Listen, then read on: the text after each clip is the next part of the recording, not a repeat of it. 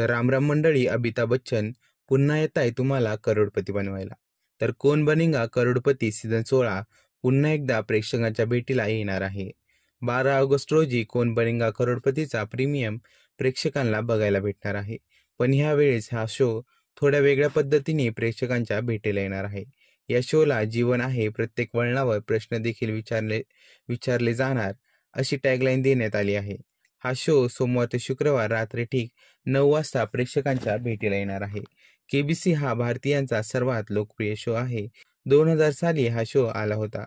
येताच या शोमध्ये असणाऱ्या प्रश्नमंजुषा या वेगळ्या कॉन्सेप्टमुळे हा शो अल्पावधीच प्रसिद्ध झाला होता.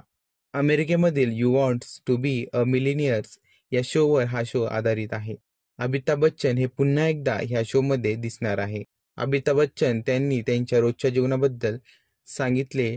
IPLच्या सामन्याअगोदर कारमध्ये जेवण करणे, 9 ते 15 कामाचा व्याप. यानंतर अमिताभ बच्चन यांनी लहानपणाच्या काही गोष्टी सांगितल्या.